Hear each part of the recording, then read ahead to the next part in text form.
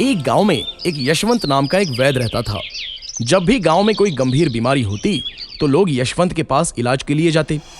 एक बार यशवंत के पास एक आदमी जिसका नाम रामू था, वो रोते हुए यशवंत के घर आया और उसने यशवंत से कहा, यशवंत भैया, जल्दी मेरे घर चलो, मेरी माँ की तबीयत बहुत खराब है। वो किसी से बात ही नहीं कर रही, बस उसकी सांसें चल रही हैं। यशवंत अपना दवाइयों का बक्सा उठाकर उस आदमी के साथ उसके घर गया और उसकी माँ को देखा। मरीज की जांच पड़ताल करने पर यशवंत ने रामू से कहा, रामू, तुम्हारी माँ का इलाज इतना आसान नहीं है। मुझे जंगल में जाकर तुम्हारी माँ के लिए कुछ औषधियां लानी होंगी, और अगर मैं 7 दिन में वापस नहीं आया तो तुम्हारी माँ की जान बचाना काफी मुश्किल होगा।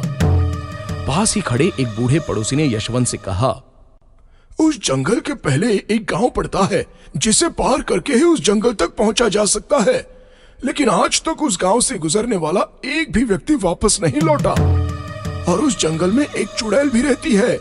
यशवंत उस बूढ़े से कहता है, बाबा, आप मुझे डराइए मत, कोई चुड़ैल वगैरह नहीं होती। रामू यशवंत के सामने रोने लगा और उसने यशवंत से रोते हुए कहा, यशवंत भैया, कुछ भी करके मेरी माँ की जान बचा लो। यशवंत ने रामू को हौसला दिया और कहा, तुम फिक्र मत करो, अगर मुझे उस चुड़ैल का सामना भी करना पड़ा तो मैं करूंगा। तुम्हारी माँ के लिए वो जड़ी बूटी लाकर ही रहूंगा। तुम भगवान पर भरोसा रखो। यशवंत उस जंगल की तरफ जड़ी बूटियां लेने अपने गांव से निकला। चलते चलते यशवंत थक गया और रास्ते में एक पेड़ के पास बैठकर थोड़ा आराम करने लगा। तभी उसे पास में एक गांव दिखा और यशवंत ने सोचा कि आज की रात यहीं रुक जाना चाहिए। यशवंत उस गांव में घुसा तो उसने देखा कि वहां कोई भी नहीं है। यशवंत आश्चर्य में पड़ गया कि यह कैसा गांव है, यहाँ तो कोई भी नहीं रहता। यशवंत ने सोचा कि जरूर इस गांव में कुछ गड़बड़ है। अचानक कुछ घर से किसी के रोने की डरावनी आवाजें आनी शुरू हो गईं। यशवंत बहुत घबरा गया और उसने तुरंत ही गांव के बाहर निकलने का फैसला किया। थोड़ी दूर पर उसे एक बीमार अकेली औरत मिली जो दर्द से चिल्ला रही थी। उसने ढेरों कीमती गहने पहने हुए थे। यशवंत बेहद डरा हुआ था, फिर भी उसने उस औरत की मदद की और उसका इलाज किया और उसे सुरक्षित एक घर में छोड़ने गया।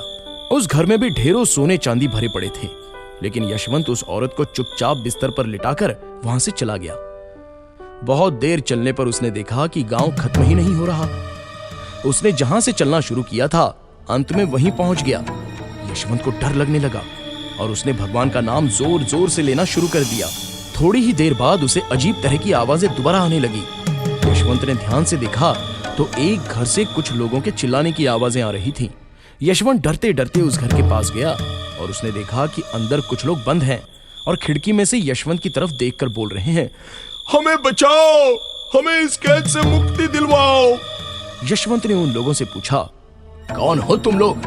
तुम्हें यहाँ किसने कैद करके रखा है? उनमें से एक आदमी यशवंत से बोला, हम तो इस गांव में एक रात गुजारने आए थे, पर यहाँ एक चुड़ैल ने हमें इस घर में कैद कर लिया है। अगर हो सके तो तुम हमें बचा लो और यहाँ से भाग जाओ, इसी में तुम्हारी भलाई है। यशवंत उन लोगों की हालत देखकर परेशान हो जाता है और जैसे ही वो पीछे मुड़ता है तो उसे एक बूढ़ी औरत नजर आती है। यशवंत उस बूढ़ी औरत से बोलता है, माँ जी, क्या इस गांव में कोई चुड़ैल रहती है?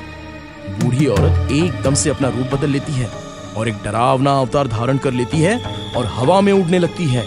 ये देखकर यशवंत के पसीने छूटने लगते हैं और वो चुड़ैल यशवंत से कहती है, दिखने में तो तू अच्छा इंसान लगता है, इतनी रात को तू इस गांव में क्या कर रहा है? चुड़ैल की ये बात सुनकर यशवंत कांपने लगता है और डरते हुए बोलता है, कुछ नहीं देवी, मैं तो एक वैद्य हूँ और मेरे गांव में एक आदमी की माँ बहुत बीमार है जिनको कुछ औषधियों की जरूरत है। अगर उन्हें वो औषधियां समय पर नहीं मिली तो उनकी जान जा सकती है।